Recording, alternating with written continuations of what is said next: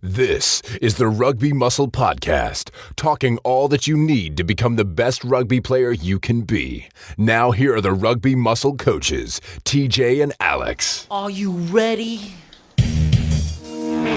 Hey, think you can tell us what to do? You think you can tell us what to wear? You think that you're better? Well, you better get ready. Alex, I guess the listener knows why we're playing this, but do you know?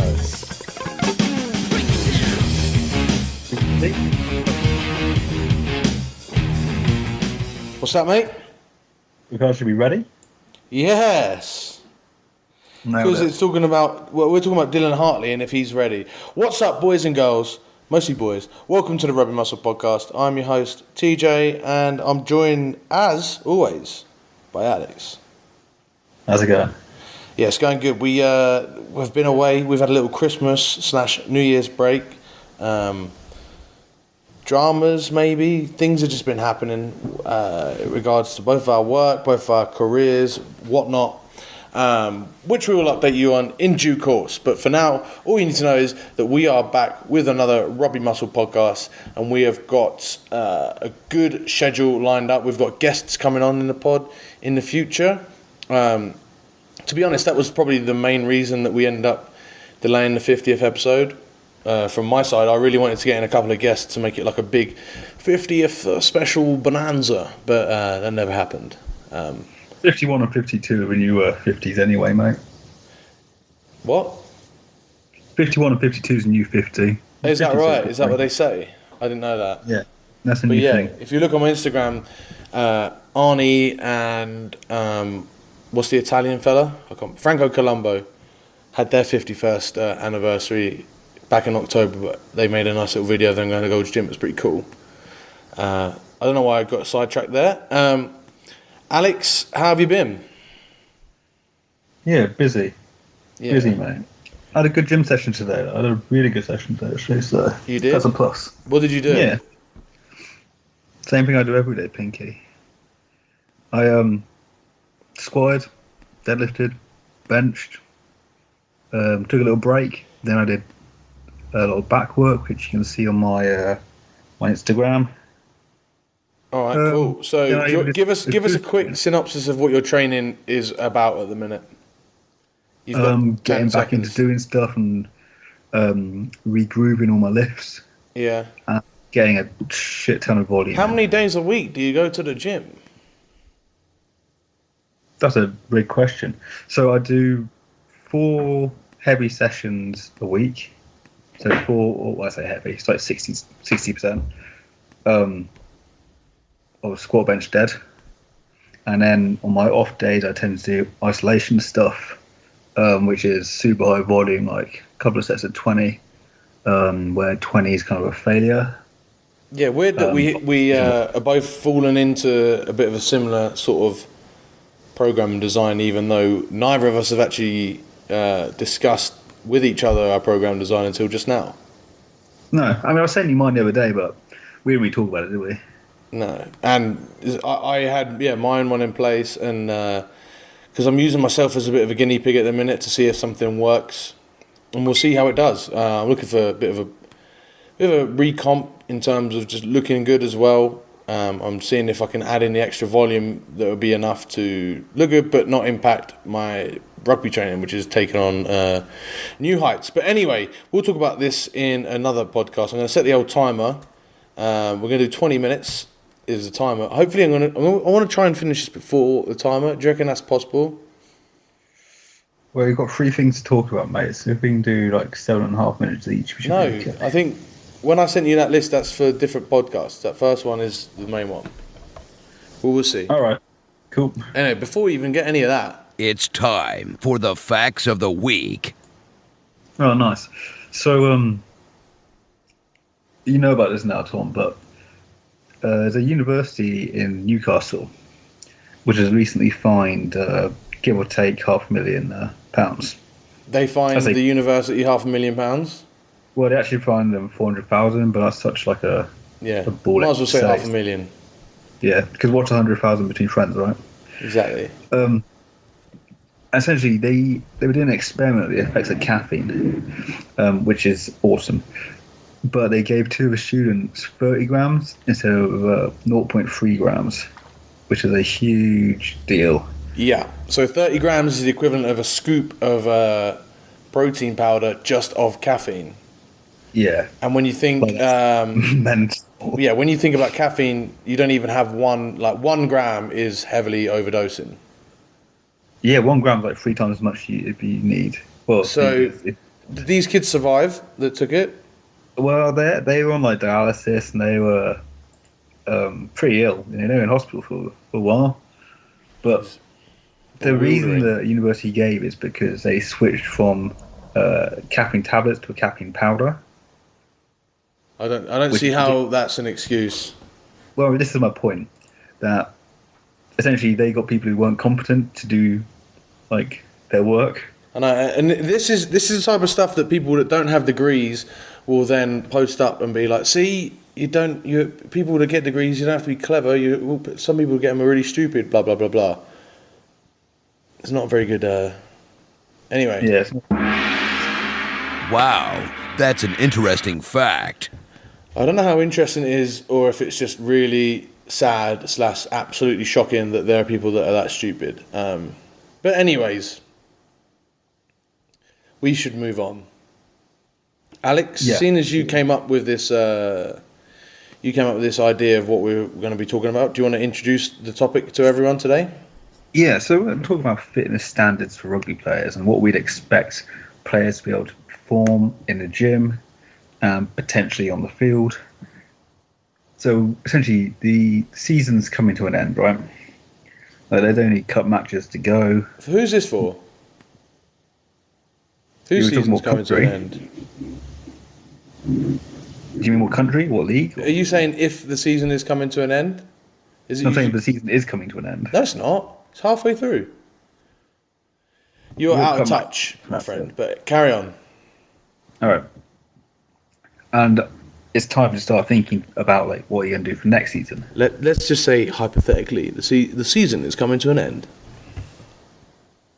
Well, and it's time to think what you do next season. So what would you expect people who play rugby to be able to do? So what are standards? What should be working for in terms of strength or power or speed? Yeah. So we want to look at fitness standards that are going to enable you to best play rugby to your best ability, almost, right? Yeah, absolutely. So to do that, we actually need to decide what are our best measuring tools for that. Mm-hmm. I've forgotten the word I said yesterday. What do I call them? Key performance indicators. Yeah, so we need to find out what we think or what you think is going to be the best indicator for rugby players. Yeah, cool. So, what's going to make you perform at your best or enable you to perform at your best on the rugby pitch? So we're talking about things like what are the minimum standards you need to meet. So like we're looking at people, like I know people that play in the back line and they can squat 200 kilos, right? They then, like, they're in their best interest to perform better on the rugby pitch. Are they better off trying to add 20 kilos to that squat? Is that going to make them a better rugby player? Or is bringing up something else a better idea? And the reason we do this assessment is because we want to have no weak points. Yes, it's good to have strong points. Like if you're a winger, it's good to be exceptionally fast, and you should still always work on your speed, right? Same thing for a prop potentially with their strength. You always want to work on what's going to make you an exceptional player, but you also want to make sure that you haven't got any weak points that are lagging that will detract away from your performance on the rugby pitch. How about that, mate? Is that a good explanation of what we're looking for here? Yeah, partially. Yeah, so you're like essentially it's half the equation. The other half of the equation is saying if you're good at A, science has shown that you should be better at B or C. Right. So back to my example, if you already squat 200 kilos, right, and you push your squat up to 210 kilos, is that going to make you faster on the pitch? Or if you've gone from a squat 200 kilo squat and maybe even your squat's gone down to 190, but you've increased your vertical jump by a couple inches, is that going to make you a better, faster player on the pitch? Absolutely, that's pretty much spot on. So we don't want you boys listening to this when like, I think this happens with everything that we do on the podcast. It's not, we never give you, well, sometimes we do, but we try, like, it's not easy to give people black and white. Excuse me. It's not easy to give people black and white answers and directions because everyone is different. Everyone has their own different things that they've got going on. They've got different targets. They've got different strengths, different weaknesses. So we're just going to try and give you ideas that you can try and work on and think about when you're trying to program your training potentially, or to see if your training has caused you to be a better player, even though you might not be playing. Like, yeah, I mean, it gives you an objective view. Like, I'm going to go on a quick tangent. I'm going to time myself for a minute, look at it on the timer. Too many people, when they play rugby, only ever look at their strengths. They only, like, for some reason, they look at, I guess it's easier on the old ego to say, we played these 3 different games and I was awesome in all of them. We lost the first one, we won the second one, then we lost the third. Blah, blah, blah, blah, blah, blah. But I performed really well. But what you're doing there is you're just looking at the few things that you did well. Potentially you're not always acknowledging the weaknesses. It's not very objective in a team sport to figure out if you've performed better or worse, or if you've let your team down. It's very hard to come at it from analysis, to be critical, because, like, say if you're just fitting into the attacking line, that's all well and dandy, but if you've actually won a really good line instead, that's much better. But you wouldn't notice that just getting in the attacking line is necessarily a bad thing. You would just notice that running a really good line and breaking the defence is a good thing. Does that make sense? Yeah, perfect, mate. Perfect. Yeah, so it's hard to do, and you could also be in a position to play really well, but you've got a scrum half who's a selfish bastard and he never passes, or you've got a fly half that doesn't pass it really well, or you don't have the ball. So instead, we're going to look at these indicators as to how you can become, or make sure that you're becoming a better rugby player. How about that? Yeah, good, mate. I like objectivity. It makes life easy. Mm-hmm. So, in which case, I'm going to ask you, like, what would you look at in terms of exercises, exercise choice? So the most important one for me is running, by far. Mm-hmm. Nothing's going to indicate that you're fitter to play on a pitch than running. Now, as we've just said, we're trying to do these without actually playing a game, and it should be of note that even if you keep up all of these performance indicators as top as you can, that doesn't replace the actual skill and technicality of playing a game of rugby. You will still be rusty if you do nothing other than gym for 6 months and then you go in and play a game. I've experienced this on myself, for example. We had our first training match last week, and I was considerably rusty because I hadn't played a proper game in a year or so, right? And then even then, I wasn't up to my standard. Yeah, I'm much fitter. I'm definitely faster, but it just takes time to get involved. And we played 4 periods of 10 minutes, and like by the third and the fourth period, I felt a million times better. I felt at home. You know, the first couple, I was feeling good. I wasn't tired, but just getting around didn't feel comfortable. So yeah. So when you talk about running, are you talking about distance run? Are you talking about sprints, or are you talking about an acceleration? I would talk about repeated sprints. To me, would be the best way. So I like a good one. You run some kind of repeat sprint test. Yep, a good one would be before I even go into the sprint, I know everyone, TJ, you've gone on a million tangents already. Well, the reason we brought this up was because of the stuff that Dylan Hartley's had to do, right? Mm-hmm. He has to run 120 metres a minute for 36 minutes, which is brutal. Yeah, man. That's some work, isn't it? Yeah. And I think... I don't know the ins and outs of this test, to be honest, and we probably could have looked it up, but I haven't. And I'm assuming that he's not just running 120 metres a minute speed, right? I would imagine he's doing shuttles. And I structure something very similar to this. I do 100 metres, or 80 metres, so 22 and back 4 times, and I'd run that on the minute every minute, and I'd make sure that I finished within 20 seconds every single sprint.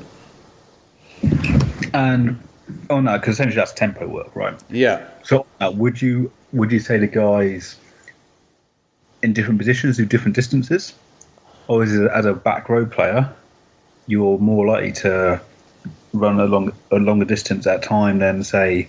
I would make it a bit more specific. So, for example, I would have scrum halves and wingers and back three. They would run, rather than run lots of short shuttles. This is just off the top of my head. Rather than run shorter shuttles, they would run a longer shuttle because they're more than likely to get up to top speed. Whereas back rows, second rows would run shorter shuttles because they don't actually run long distances. Like, when was the last time you saw a second row run 50 metres in one go? South African one broke the line last Tri-Nations. Last Tri-Nations, so that was at least 4 years ago, because that was like. I might need coordinations then. Yeah. Anyways, you get my point. Yeah. So that would be the way I would structure my runs. I wouldn't do just single. When we're talking here, it's important to remember that we're also talking about training, not testing. I mean, all the way around. Jesus, we are rusty. We're rusty on the pod, and we're rusty in playing rugby. So forgive me for that. What I meant to say is that we're testing, not training right here. So doing long distance runs actually can have a good benefit for your aerobic system to get you ready to play rugby. But as a test, that's something similar like that is what I would do. If we can't run, I guess you can do some sort of similar test, but on a rowing machine. It's a good way of doing it. For the bigger guys, I think that's quite nice as well. Yeah. All right. Your turn. My turn. Okay. So let's look at the strength aspect, because you looked at the kind of condition aspect there. I like to have a squat of some kind as my strength component.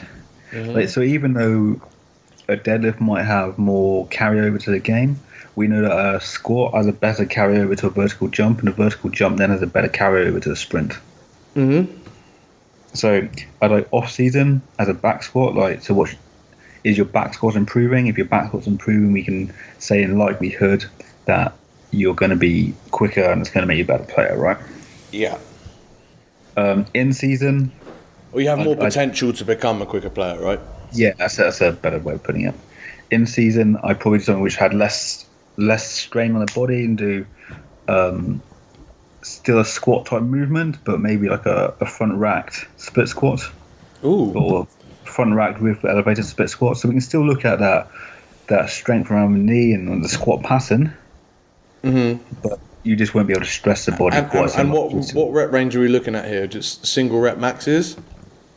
Off season, I'd probably go for a single rep max as long as it was appropriate. Yeah. So just saying that we didn't have someone who was brand new to the gym, they wouldn't do a single rep max. I'd actually probably do that either with a 3 or a 5, or potentially looking at the velocity of the bar, so you can estimate the 1 rep. Cool. Definitely. I'd add 2 things here. Okay. Number 1, this is like we're assuming that you guys listening are competent gym goers. You've been going to the gym for like over a year, hopefully. If not, that's fine. Carry on listening. But I wouldn't attempt 1 rep maxes if you hadn't been going to the gym for a long time, got good technique. That's number 1. So if you if you're a coach listening and you've got a bunch of players that have never squatted before, doing a 1 rep max squat test is probably going to end up horribly for you. So don't do that. Figure out a different way that you can do it. Leg press is fine because it's a lot less technique. And then number 2, my other point was it depends on how long your off season is. If you've got a real long off season and you're having one phase of a couple months just hypertrophy work, which is like above 6 reps, say, right? We're trying to gain just muscle here. I wouldn't try and screw up your progress by randomly testing your 1 rep max on the squat. Oh no, you can look for an AMRAP set on that one. Yeah, AMRAP sets. Just looking objectively and seeing if your squat is getting stronger week to week, right? You know, if you did at the start of your 6-week cycle, you did a set of 6 on 100 kilos, and then at the end of the 6 weeks later, you're doing a set of 6, or you're doing a set of 8, let's say, on 110 kilos. Well, guess what? Your 1 rep max is also going to be stronger. It is a good example of that. That I've been hitting sets of 12 on my squats recently. And in Horrible. 5 sessions, I've added 20 kilos to my 12 rep. Okay? Nice. At a certain speed. Well, it's just getting back into it for me, isn't it? Yeah. So I know if I can squat a heavier weight at the same speed, my squat has got that much better, right? Right. So it's not even just the weight, it's the speed you're lifting the bar at too. Yeah. And if you don't have, what do you call it? A bar speed analyzer, whatever they are called. Tell me the name quickly. Yeah. I could have lost the device. There you go. If you don't have one of those, you can just go by RPE as well. As if you can objectively measure how hard, say out of 10, you found a certain exercise, and then this is the point why you keep a training log, is then you look back, you're like, oh, that was only an RPE, that was an RPE 9 last time, and I did it for 2 more reps, and it was only an RPE 8. But yeah, those are good indicators to ensure you're getting better. What else would you say? I'm actually going to throw this one out there as well and say, if you can, do a flying 10-meter test, sprint test for speed. Absolutely. And just the first 10 meters acceleration is also a good way of doing it. 40-yard dash, that's very... If you're going to the NFL, try and do that. If you're not, then there's no real need to do it. I don't see anyone really running 40 yards in a straight line and that being a good thing to measure, right? So rugby happens in a 4-meter box, essentially. Last time you said a 5-meter box, I'm sure. Meh, what's a meter? Anyway, but yeah, because a lot of these, actually, we're going to go straight into this now. I know I've only got 2 minutes left, but the NFL combine tests, because it's almost combine season is coming up, or where people are training for it, they're horrible tests, even for NFL, but especially for rugby. So if we're looking at a 40-yard dash, you're never going to run that speed, but it's good to see what your top end speed is, because then you know how much speed reserve you have. But it's just a preordained pattern to try and get good at that pattern to then show that you can be in the NFL. Same thing with the 100 kilo bench test. Like however many reps you get, some people that could be working their strength, some people that can show, because they're so strong, that shows how much strength endurance they have, and none of that is really... Oh, and also shows how much technique you have on the bench press. So I don't think that applies, and that will indicate if you've... say week 1 did 5 reps on 100 kilos, and then week 6 did 15 reps on 100 kilos, yeah, you're probably getting stronger, but that test isn't the best way of doing it. Yeah, that's a shitty test. That's probably the worst one. Yeah. I think But you yeah, check main out. one, fitness, repeated sprints is important. Strength and lower body power and lower body speed are also important. Have you got any others that you'd like to do? Yeah, let's quickly hit the power stuff. So a popular test is a power clean to test power. Power clean's only relevant up to a certain speed. If your power clean starts slowing down below about, well, if it looks slow, there's an actual number, but if it starts slowing down and looking more like a Dimwall deadlift into like a reverse curl and lateral kind of lunge, then it's wrong. Okay, there's not a carryover between that and your sprint speed. Whereas if you do a proper power clean at speed and that number's going up, then there is a correlation between that and your speed. Yeah, for sure. So when you're testing a power clean, just make sure it's an actual power clean and you're not fucking around and just doing some kind of showing off. It's also important to recognise that, yes, number one, like I've got a lot of my athlete lads that have improved their technique on their power clean, like a lot, which has therefore meant that they can use a lot more weight. Now, that doesn't necessarily mean that they've got definitely are going to be faster. That just means that their technique has got a lot better. So you should definitely bear that in mind when looking at these improvements as well. Yeah, absolutely. I also like just standing jumps, a lot more than box jumps. I think I've explained why box jumps aren't great. I've put a video up on Rugby Dump. I'll put it in the show notes on rugby-muscle.com, explaining why box jumping isn't a great idea for a test, but it is a good way, or it is a good training tool to add to hopefully increase your vertical jump. Yeah, absolutely. And then standing broad jump is probably my favourite though. Yeah, that counter movement jump is fantastic. It's hard to cheat, if that makes sense. Yeah. Which is cool. Yeah, cool. Right, any others? What about upper body? I know time's gone up, but you know what? Round us off. If we had to test an upper body movement, it might even be a prone row. Yeah, I was thinking either a prone row, which is also known as a seal row, just on a high bench, so you can't use momentum. I also think some sort of objective weighted pull up could work as well. I don't like really heavy pull ups testing. I think it's a bit hard in biceps. Yeah. I'd look at, but I'm thinking if you're just testing yourself, it's quite a good way, similar to like cleans. If you can just consistently get that weight up a little bit and you're improving on that, that's a good way to ensure that you're being more ready for the rugby pitch. Yep, that's cool. Cool. All right. I did almost say a landmine press, but I tried testing that with people a year or two ago, and it just didn't work. It was an awful thing to set up. Yeah, and I was thinking overhead presses aren't going to work as well because that's it's very technical and relying on a lot of mobility work and stuff like that as well. Yeah. I mean, again, choose your own tests for you. So if you're an absolute overhead pressing wizard, but you need to get a little bit stronger on your overhead press, by all means use that. And then, I'm going to finish this off by saying you don't really, as an athlete, need to constantly test yourself in terms of to see if you're getting better. You should be able to look back on each training week's log and know that you're getting better because this week you've done stuff more efficiently than you did last week, or you did a heavier weight than last week, or whatever. But you should be able to look back on training and know that you're getting better without having to do some ridiculous test. Yes, these tests are a good way to give an objective view that you are definitely getting better. It's a better indicator than on a rugby pitch, but you know, if you can be honest with yourself, you know if you're getting better on a rugby pitch or not as well.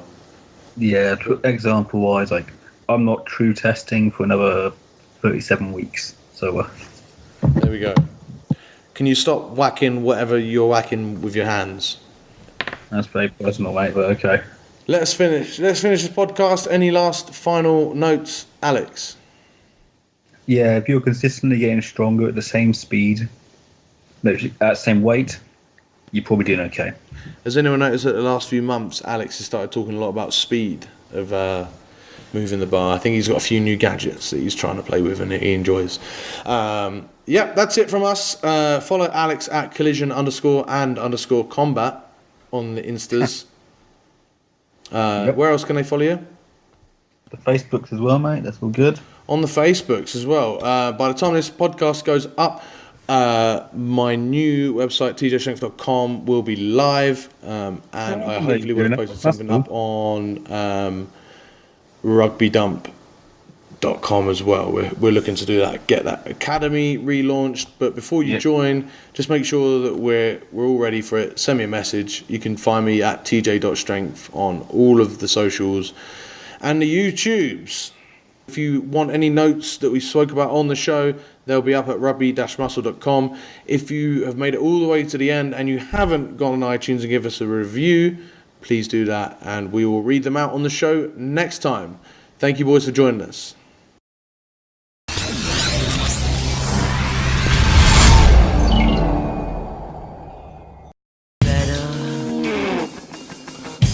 Better get ready. Alex, I guess the listener knows why we're playing this, but do you know?